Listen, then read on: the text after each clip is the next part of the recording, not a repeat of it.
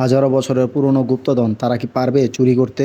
WhatsApp guys, কেমন আছেন সবাই? আশা করি সবাই ভালো আছেন। ব্ল্যাক মুনকে মুভি এক্সপ্লেন সিরিজে আজকে আলোচনা করব সাউথ ইন্ডিয়ান সিনেমা মায়ন। এটি মুক্তি পেয়েছে 24শে জুন 2022 সালে। এর আইএমডি রেটিং খুবই ভালো, 10-এর মধ্যে 5.8। মুভির শুরুতে হাজারো বছরের পুরনো এক মন্দির দেখানো হয়, যেখানে সন্ধ্যার পর কেউ থাকে না কোনো এক অজানা কারণে। এক ছোট পুরোহিত জানতে চায় কেন সন্ধ্যার পর কেউ থাকে না। প্রধান পুরোহিতের কাছে রাতে থাকার অনুমতি চাইলে না করে দেয়। তখন ছোট পুরোহিত মন্দিরে লুকিয়ে পড়ে। বড় পুরোহিতেরা অনেক খোঁজাখুঁজির পরেও না পেয়ে মন্দির বন্ধ করে চলে যায়। রাত্রিবেলা হঠাৎ পুরোহিত পাগলের মতো করতে থাকে। অন্যদিকে মুভির হিরো, যার চরিত্রে অভিনয় করেছে সাবিরাজ, পেশায় একজন আর্কিওলজিস্ট, নতুন স্টুডেন্টদের কিভাবে জিনিস খুঁজে বের করতে হবে তা কত বছরের পুরনো এগুলো শেখাচ্ছিল। অন্যদিকে আরেক প্রধান চরিত্র, যার চরিত্র অভিনয় করেছে হারেস, এক লোককে মূর্তি কত বছরের পুরনো এটা খুঁজে বের করতে বলে। যখন লোকটি মূর্তি পরিষ্কার করতে যায় তখনই মারা যায়। এর কারণ হারেস এর ব্যাপারে খোঁজখবর নিতে যাওয়ায় বিষ দেওয়া হয় মূর্তিতে, ফলে লোকটি মারা যায়। অন্যদিকে পুলিশ এক মিটিং এর আয়োজন করে। মিটিংয়ে জানায় দেশের অ্যান্টিক মূর্তিগুলো বিদেশে পাচার করে দেওয়া হয়। আন্তর্জাতিক মাফিয়ার সাথে আমাদের কিছু লোক কাজ করে। মাফিয়ার প্রধান সেন্স ফেরারো বড় ডিল হলেই শুধু আসে, আর ছোট ডিল হলে তার লোক দিয়ে করা হয়। অন্যদিকে হারেস তার কাজ করার জন্য মন্দিরে একদিন 500, একদিন 2000, মন্দির পরিষ্কার, পুরোহিত বাড়িতে খাবার খাওয়া, এগুলো করে পুরোহিতের বিশ্বাস অর্জন করে মূর্তি নিয়ে আসে। রাস্তায় হারেসের সাথে অর্জুনের দেখা হয়। তখন বুঝতে পারে হারেস আর অর্জুন পার্টনার, তারা একই সাথে কাজ করে। অর্জুনকে মূর্তি দিয়ে দেয় ডুপ্লিকেট মূর্তি বানানোর জন্য। অর্জুন ডুপ্লিকেট মূর্তি নিয়ে দেখা করে। হারেস তাকে বড় ধরনের কাজের অফার দেয়। অর্জুন যখন খাবার খেতে খেতে টিভি দেখছিল তখন হারেসের কল করে জানায় তারা যে মন্দিরে খোঁজাখুঁজি করছিল সেখানে অনেক পুরনো কিছু তালপত্র পাওয়া যায়, যেখানে গুপ্তধনের ব্যাপারে বলা হয়েছে। দুদিন পর অর্জুন ওই জায়গায় পৌঁছায়। যাওয়ার পর অর্জুনকে সবার সাথে পরিচয় করিয়ে দেওয়া হয়। প্রধান এক কয়েন বের করলে অর্জুন কয়েন দেখেই সব বলে দেয়। রাত্রিবেলা অর্জুন মন্দিরে যেতে চাইলে লোক জানায় রাত্রে যাওয়া ঠিক হবে না। যে রাত্রে যায় সে হয়তো পাগল হয়ে যায়, নয়তো পরের দিন মারা যায়। পরের দিন অর্জুন হারেসের সাথে দেখা করতে যায়। হারেস তাকে এক তালপত্র দেয়, যেখানে লেখা হাজারো বছরের আগে এক রাজ্যে দুর্ভিক্ষ দেখা দেয়। এর ফলে রাজা অসুস্থ হয়ে যায়। রাজার ছেলে সিংহাসনে বসে মন্দিরে কুলদেবতার পূজা করে। পাশের রাজ্যে আক্রমণ করে প্রচুর ধন সম্পদ নিয়ে আসে এবং ওই সম্পদের কিছু অংশ দিয়ে প্রজাদের কষ্ট দূর করে। বাকি সম্পদ কোথাও লুকিয়ে রাখে। হারেস জানায় ওই সম্পদ মন্দিরের ভিতরে কোথাও লুকানো। তখনই আরো 3 জন আসে। হারেস তাদের সাথে পরিচয় করিয়ে দেয় আর সবাইকে বলে অর্জুন তোমাদের বস। তারপর সবাই কাজে লেগে যায়। মন্দিরে কোথাও কি আছে ছবি তুলতে থাকে, ঘুরে ঘুরে পরীক্ষা নিরীক্ষা করতে থাকে। রাত্রিবেলা সবাই মিলে দিনে সংগ্রহ করা লেখা পর্যবেক্ষণ করতে থাকে, কিন্তু এগুলো থেকে কোনো প্রমাণ পায় না। তারপর সিদ্ধান্ত এনে মন্দিরের ভিতরে খুঁজবে, কিন্তু তার জন্য অনুমতি লাগবে। তারপর চলে যায় প্রধানের বাড়িতে। প্রধান তাদের কোনো রকমের অনুমতি দেয় না। সবাই চলে আসে।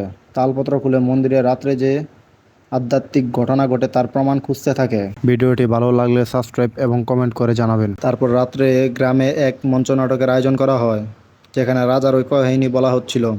অর্জুনকে এক লোক জানায় ওখানে অনেক গুপ্তধন, কিন্তু রাত্রে যারা যায় তারা পাগল হয়ে যায়। অর্জুন বিশ্বাস না করলে লোকটি একটি কাগজ এনে দেখায়, যেটা তার বাবা এঁকেছিল। ক্যাম্পে এসে রিসার্চ করতে থাকে।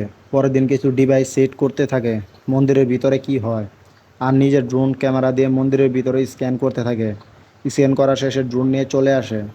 রাত্রিবেলা সেট করে রাখা ডিভাইসে শোনার চেষ্টা করে, কিন্তু অত্যাধিক মাত্রায় শব্দ হয় ডিভাইসের ফেটে যায়। রাত্রে ক্যাম্প থেকে বের হলে 3 জন তার উপরে হামলা করে। না পেরে হামলাকারীরা পালিয়ে যায়।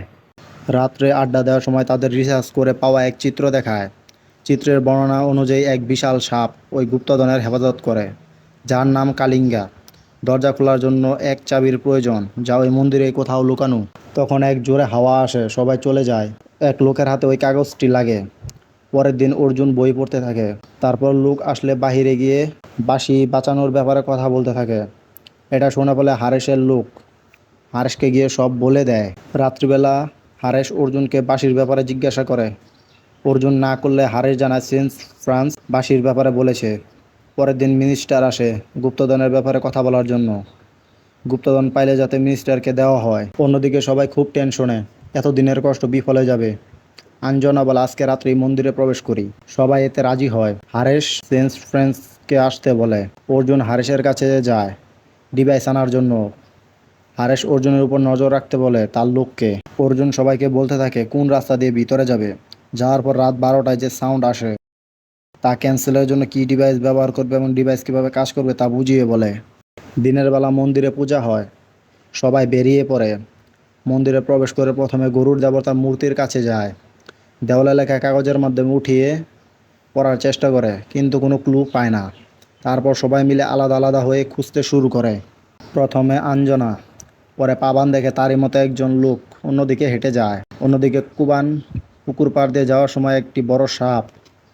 অঞ্জনা যখন লাইট দিয়ে দেখছিল তখনই তার সামনে এক শঙ্খ পড়ে, পিছনে এক বনা। কুবান দেখতে দেখতে যাওয়ার সময় পা কেটে যায়। অঞ্জনা পাথর খোঁড়ার সময় হাতে চড় মারে। আর পাবানকে এক মেয়ে দেখে জিজ্ঞাসা করলে বলে, এটা বলার তুই কে? চলে যায় এখান থেকে, নইলে তোর ভালো হবে না। কুবান পানিতে পা ধুতে নিলে বড় একটি সাপ তার পানিতে টেনে ধরে এবং পানিতে নামিয়ে চুবাতে থাকে। অনেক কষ্টে পানি থেকে উঠে পালায়। বিশাল এক সাপ তার পিছু নেয়। অন্যদিকে অঞ্জনাকে বনা আটকে ফেলে, সবাই পালাতে থাকে। কুবানের পিছনে বড় সাপ, পাবানের পিছনে মেয়ে, অঞ্জনার পিছে বনা। কুবান আর অঞ্জনা পিছে একসাথে সাপ তাড়া করে। দৌড়াতে দৌড়াতে তিনজন একসাথে হয়, আবার দৌড়াতে থাকে। পাবান বনার দিকে পাথর ছুঁড়ে মেলা, পাথর উল্টো পাবানের মাথায় এসে লাগে। কুবান ছুড়লেও পাবানের মাথায় লাগে। তখন আবার সাপ চলে আসে, সবাই দৌড়াতে থাকে। পাবানকে সাপ ধরে ফেলে। কুবান এসে পাবানকে বাঁচায়। পাবান দৌড়াতে দৌড়াতে মেয়ে ভূতের কাছে আসে। মেয়ে পাবানকে তার পিছনে যেতে বলে।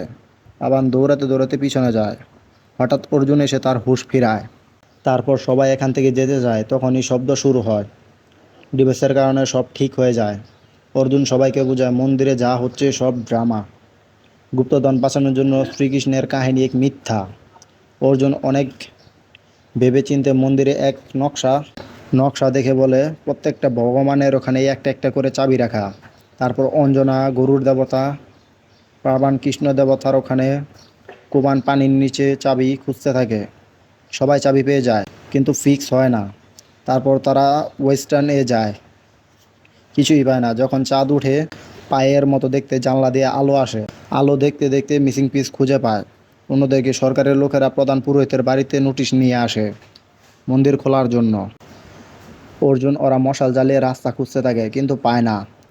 তখন উপরে হাতুড়ি ছুঁড়ে মারলে মটকা ভেঙে মাখন নিচে পড়ে। রাস্তা খুলে নিচে প্রবেশ করে। নিচে যাওয়ার পর 4টি চাবালি লাগানোর জায়গা দেখে। ভুল হলেই মৃত্যু। ব্রোঞ্জ তালায় চাবি লাগানোর সাথে সাথে দরজা খুলে যায়। ভিতরে সোনা, হীরা, জহরত। সবাই ভিতরে প্রবেশ করে।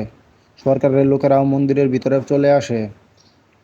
সবাই সোনা দানা গাড়ি করে গোডাউনে চলে আসে, স্বর্ণ ঢালতে থাকে। অন্যদিকে পুরোহিতরা মন্ত্র পড়ে গেট খুলতে থাকে, ভিতরে প্রবেশ করে। অন্যদিকে 7 ফেরারুর যখন আসে তখন তাকে নিমের ডাল দেয়।